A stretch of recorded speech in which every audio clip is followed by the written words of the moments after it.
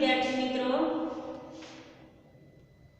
આપણે ગયા વખતે खरगोश અને હાથીની કહાની જોઈ ગયા હતા, यानी कि मैंने आपको समझाई थी, हम पढ़ चुके हैं।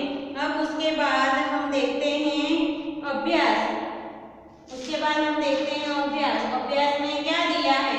तो अभ्यास में प्रश्न 1, अभ्यास में क्या दिया है? प्रश्न 1। इस कहानी में 3 चित्र दिए गए हैं, हर एक चित्र में संदर्भ वर्णन कीजिए। यानी कि फर्स्ट चित्र में अपने पूछते हैं, चित्र में यानी कि 2 खरगोश 3 खरगोश ऐसे कुछ दिए हो तो क्वेश्चन पूछा जाता है कि इस चित्र में ये किसका चित्र है, पहला प्रश्न। दूसरा, इस चित्र में कितने खरगोश हैं, कितने खरगोश सोए हुए हैं, ऐसे क्वेश्चन किए जाते हैं। तो चित्र के संदर्भ में ऐसा कुछ लिखा जाता है जो आप चित्रों को देखकर लिख सकते हैं। इसमें कितने खरगोश हैं, कितने चांदा मामा हैं, कितने हाथी दिख रहे हैं, इसमें कितने पेड़ हैं, ये सब अपन लिख सकते हैं। उसके बाद में प्रश्न 2, मुहावरे के वाक्य प्रयोग के बारे में सही विकल्प चुनकर लिखिए। प्रश्न 2, उसमें पहला दिया है फूला न समाना। फूला न समाना, फूला न समाने का अर्थ क्या होता है? अत्यंत खुश होना, अत्यंत खुश होना। फूला न समाने का अर्थ है अत्यंत खुश होना। इसमें नीचे विकल्प दिए गए हैं, उसमें कौन है? हर्ष परीक्षा में उत्तीर्ण होने के कारण फूला न समाया। उसके बाद ख में है मोनाली स्कूल में प्रथम नंबर आई इसीलिए वह फूली न समाई। उसके बाद ग में है सेठ पानाचंद की जायदाद लूट गई इसीलिए वे फूले न समाए। इनमें से योग्य विकल्प कौन सा, सही विकल्प कौन सा है? ख। कौन सा आएगा?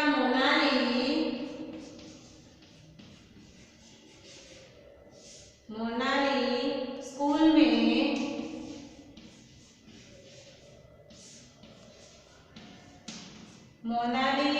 में प्रथम नंबर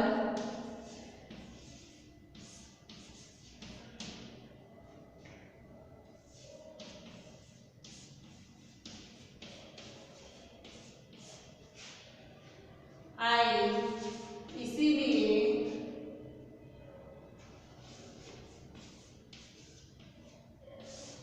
प्रथम नंबर आई इसीलिए वह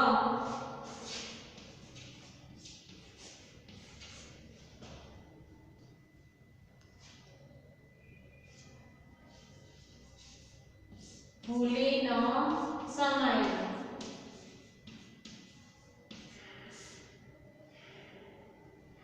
उसके बाद दूसरा है ऊंचे चढ़ना यानी कि प्रगति करना। ऊंचे चढ़ना का अर्थ क्या होता है? प्रगति करना। ऊंचे चढ़ने का अर्थ है प्रगति करना। इनमें विकल्प दिए गए हैं। दीपाली अंग्रेजी विषय में दिन प्रतिदिन ऊंचे चढ़ना चाहती है। ख नंबर है नितेश एक ही कक्षा में 2 साल रहकर ऊंचे चढ़ना चाहता था। उसके बाद तीसरा है बच्चे पेड़ पर ऊंचे चढ़ने का खेल खेलते थे। तो क्या आएगा? क। दीपाली अंग्रेजी विषय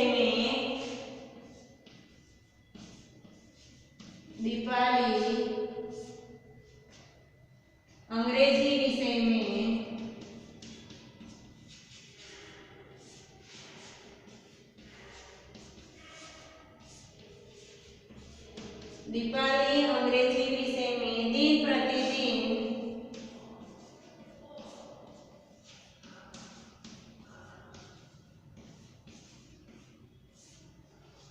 दिन प्रतिदिन ऊंचे चढ़ना चाहती है।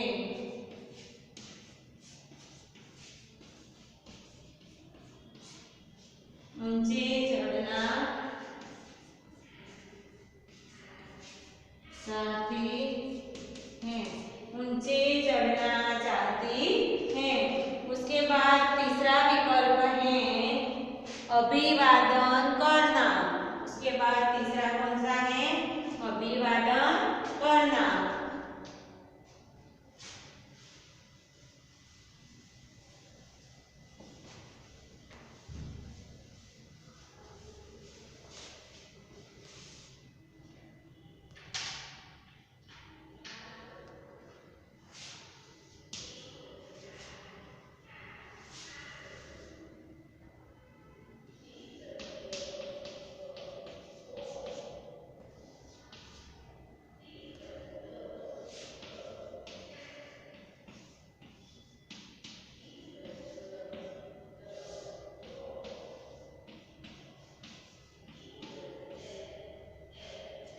सत्कार करना।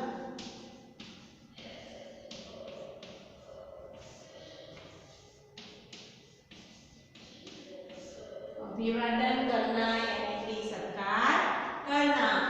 उसका विकल्प दिए हैं यहाँ पे। क विकल्प है आयुषी ने वक्तृत्व स्पर्धा में अच्छा वक्तव्य दिया, इसीलिए उसके पिता दर्शन कुमार ने उसका अभिवादन किया। उसके बाद ख है तनीज आम खा रहा था, इसलिए उसके मित्र ने उसका अभिवादन किया। ग है शिल्पा दौड़ में हार गई, इसलिए उसकी मम्मी ने उसका अभिवादन किया। इन क ख ग में कौन सा आएगा? क। आयुषी ने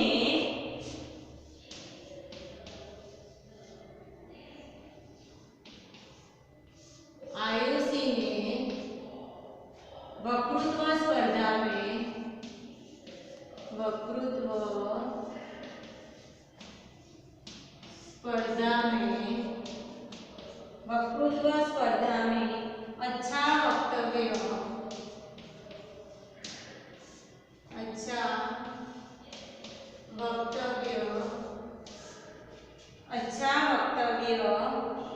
दिया, इसीलिए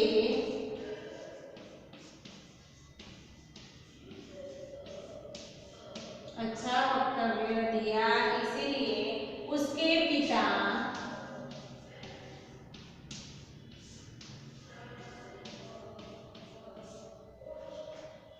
दर्शन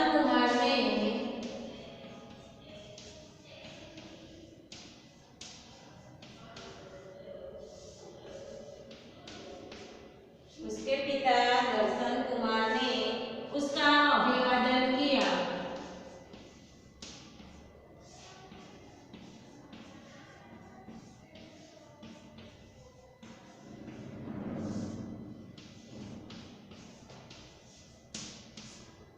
उसका अभिवादन किया। इसका आंसर ये आएगा।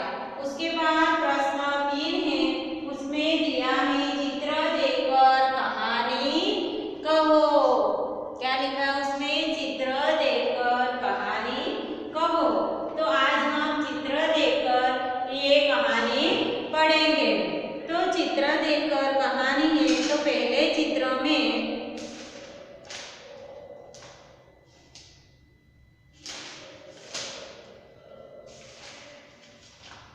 चित्र में कछुआ और खरगोश के बीच स्पर्धा हुई। क्या हुई?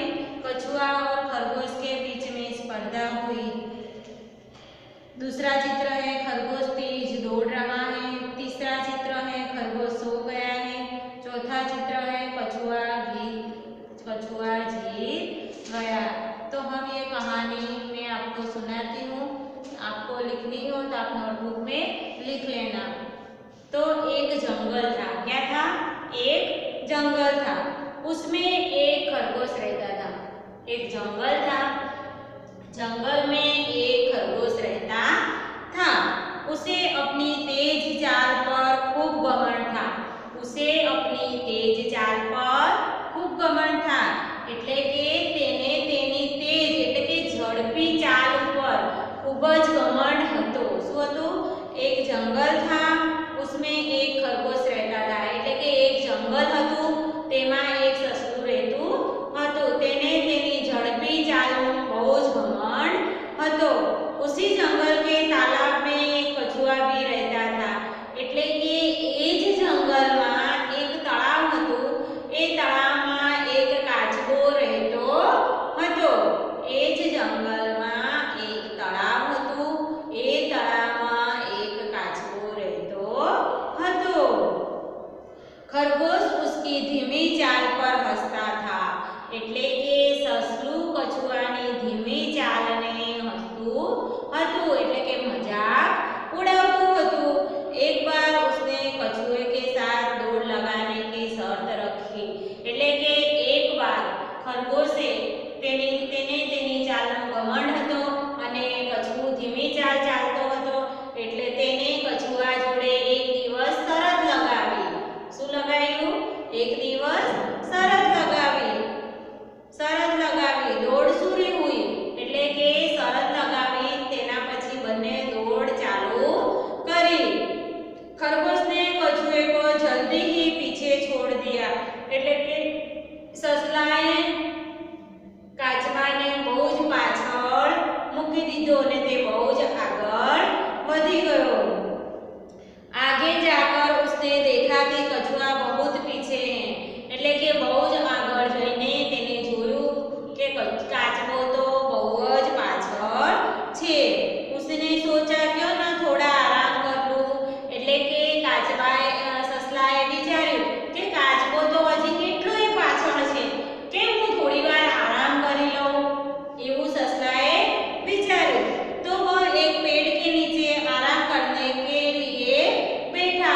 એટલે કે તે આરામ કરવા માટે એક વૃક્ષની નીચે બેઠો. थोड़ी सी देर में उसको झपकी आ गई और वह सो गया. એટલે કે થોડી જ વારમાં તેને ઝોકા આવ્યા અને તે ઊંઘી ગયો. જો સસલું કેવું છે, સસલાને એમ થયું કે હું ફટાફટ લઈને આગળ વધી જાઉં, તો સસલું આગળ જતું રહ્યું, કાચબો પાછળ રહી ગયો. એટલે સસલાને એવું થયું કે કાચબો તો હજી કેટલોય પાછળ છે, એ આવે ત્યાં સુધી લઈને હું સૂઈ જાઉં. તો એ ઝાડ નીચે સસલું બેઠું હતું આરામ કરવા, ત્યાં તેને અચાનક ઝોકું આવી ગયું અને તે સૂઈ ગયો. પણ કછુઓ તો ધીરે ધીરે ચાલતો ચાલતો આવી ગયો. वह खरगोश को सोया हुआ देखकर चुपचाप आगे निकल गया. એટલે કે કાચબો સસલાને સૂતા જોઈને ધીમે ધીમે ચૂપચાપ આગળ વધી ગયો. खरगोश ने जाकर देखा कि कछुआ लक्ष्य पर पहुंचा गया था. એટલે કે જ્યારે સસલાને ઊંઘ ઉડી ત્યારે તેને જોયું તો જ્યાં સુધી લક્ષ્ય સુધી, એટલે કે જ્યાં સુધી જવાનું હતું ત્યાં કાચબો પહોંચી ગયો હતો. आगे निकल गया और ते पहुंची गयो. इस प्रकार कछुआ दौड़ में जीत गया और खरगोश हार गया. આવી રીતે કાચબો જીતી ગયો અને ખરગોશ હારી ગયો. એટલે કે આ કહાની પરથી જો પ્રશ્ન પૂછવામાં આવે તો તમને આવડવા જોઈએ. જેમ કે खरगोश को किस बात का घमंड था.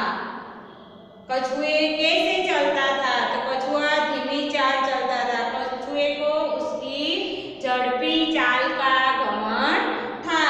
कछुआ और खरगोश के बीच में किस बात की स्पर्धा हुई, तो कछुए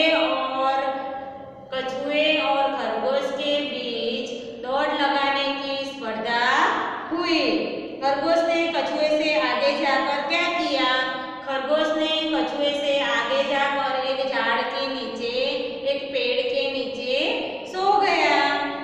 स्पर्धा में जीत किसकी हुई, तो स्पर्धा में जीत कछुए की हुई. स्पर्धा में जीत किसकी हुई, तो स्पर्धा में जीत कछुए की हुई. इस कहानी से क्या सीख मिलती है. इस कहानी से घमंडी का सिर नीचा. એટલે કે હંમેશા કોઈ વસ્તુ પર ઘમંડ કરવો જોઈએ नहीं. अपने उसके बाद ये कहानी पूरी हो गई. इस कहानी के प्रश्न मैंने आपको पूछ लिए हैं. आप एक बार उस कहानी को अपने नोटबुक में लिखना. चलो उसके उसके बाद देखते हैं खरगोश के बिल कहाँ था।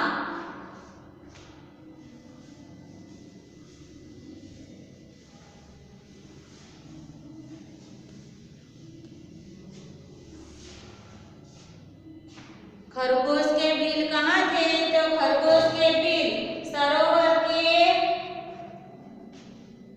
खरगोश के बिल कहाँ थे? तो खरगोश के बिल, ऐसा स्वाध्याय का पहला प्रश्न है।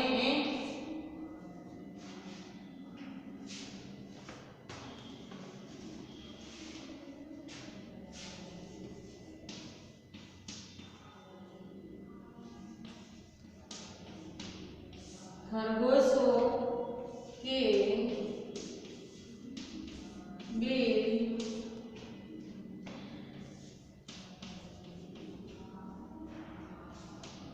कहाँ थे? तो खरगोश के बिल सरोवर के किनारे गीली जमीन के अंदर थे। खरगोशों के बिल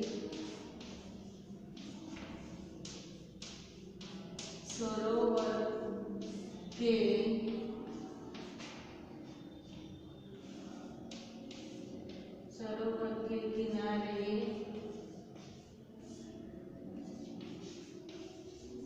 गीली जमीन में थे।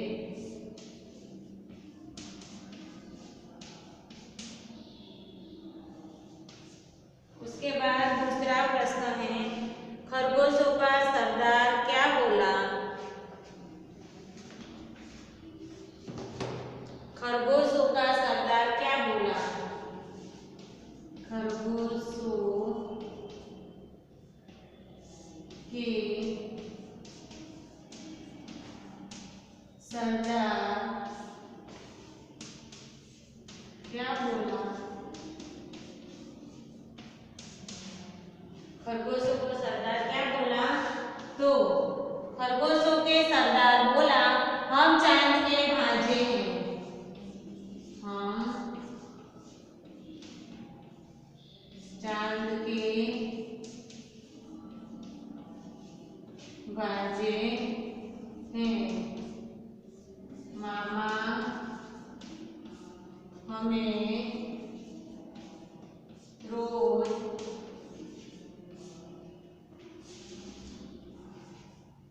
मिलने आते हैं। हम चांद के भांजे हैं। हम मामा रोज सरोवर में हमसे मिलने आते हैं। मामा रोज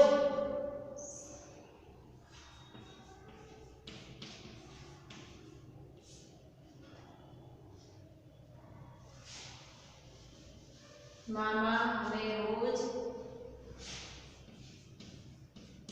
सरोवर में मिलने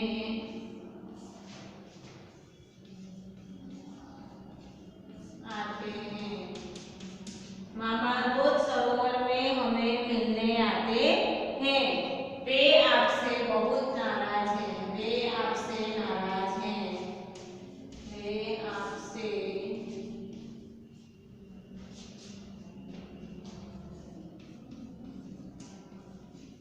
नाराज हैं।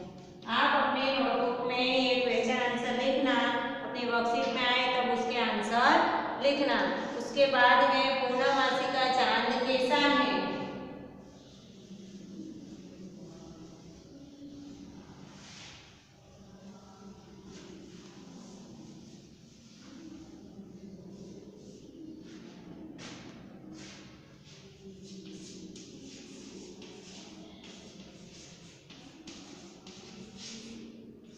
पूर्णमासी का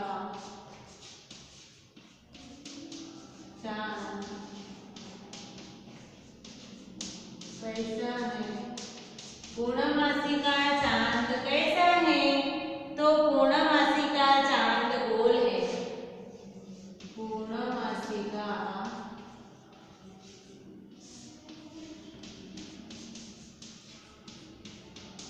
चांद गोल है। ऐसे पूरा वाक्य में आंसर लिखना, नहीं तो रॉन्ग होगा। पूर्णमासी का चांद गोल है। उसके बाद में तालाब में क्या दिखाई दे रहा है? तालाब में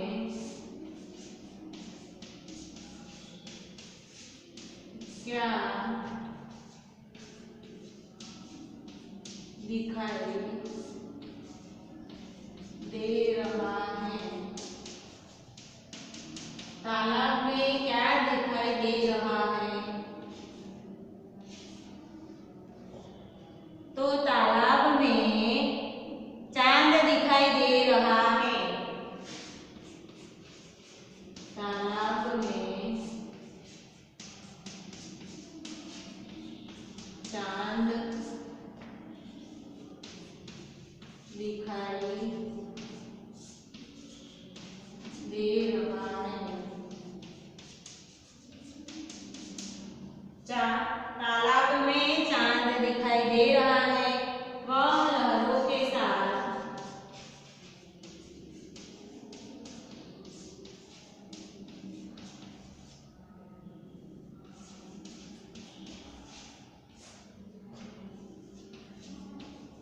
ऊपर नीचे हो रहा है। वह लहरों के साथ ऊपर नीचे हो रहा है।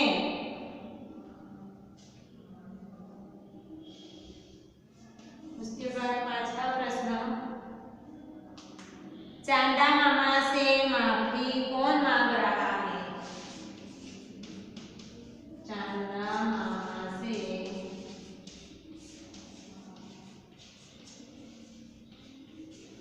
माफी कौन मांग रहा है?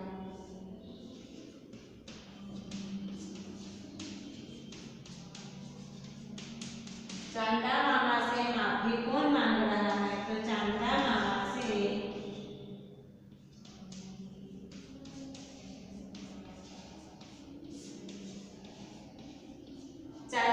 से कौन माफी मांग रहा है? सरदार चांदा, हाथियों का सरदार चांदा मामा से हाथियों का सरदार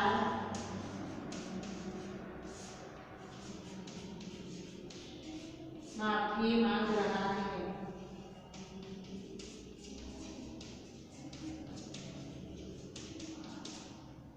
हाथियों का सरदार चांदा मामा से माफी मांग रहा है।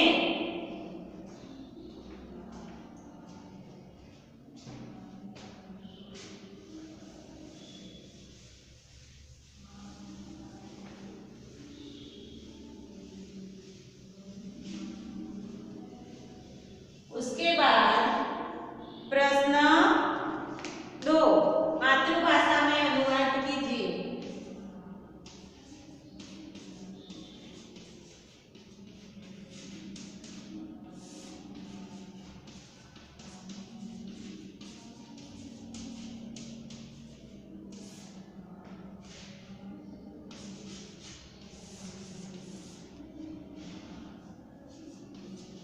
पहला वाक्य है, सरोवर के किनारे गीली जमीन थी। सरोवर के किनारे गीली जमीन थी। इसका अनुवाद क्या होगा? सरोवरना किनारे, सरोवरना किनारे भीनी जमीन હતી। सरोवरना किनारे भीनी जमीन હતી। उसके बाद दूसरा है, हम चांद के भांजे हैं। हम चांद के भांजे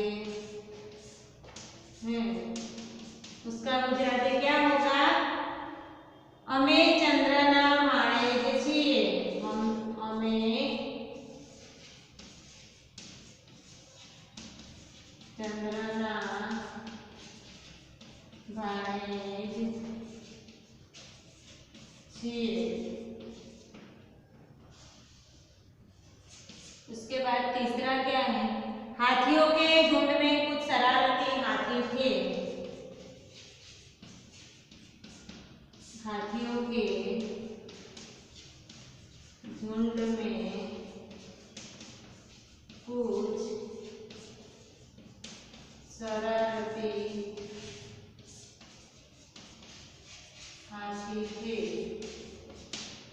हाथियों के झुंड में कुछ शरारती हाथी थे એટલે કે હાથીઓના ટોળામાં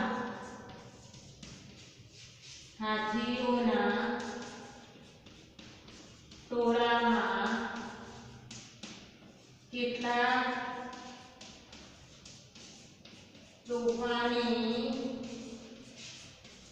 હાથી હતા। હાથીઓના ટોળામાં કેટલાક તોફાની હાથી હતા। એક રહી ગયું,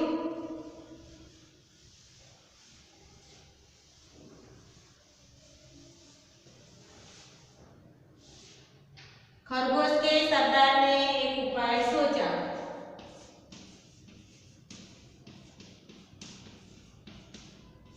खरगोश के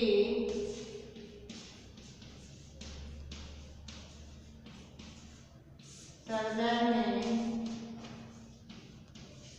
एक उपाय सोचा।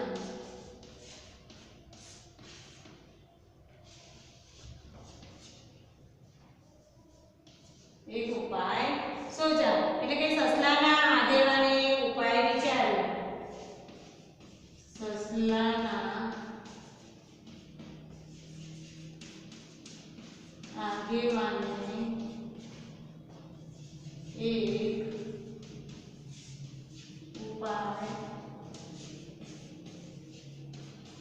વિચાર્યો એટલે કે खरगोश के सरदार ने एक उपाय सोचा એટલે કે સસલાના આગેવાને એક ઉપાય વિચાર્યો। હવે આપણે પ્રશ્ન 3 આયા છે। संदर्भ पुस्तक पढ़कर पता करो और लिखो कि कब पूर्णमास होती है और कब अमावस्या होती है। 15 दिन अमावस्या होती है और 15 दिन पूर्णमासी होती है। जब 15 दिन के बाद पूर्णम आती है तब पूर्णमासी होती है और अमास आती है तब अमावस्या होती है। यानी कि अभी हम योग्यता विस्तार है वो मैं आपको नेक्स्ट क्लास में कराऊंगी। ठीक है, अभी अपना लेक्चर यहाँ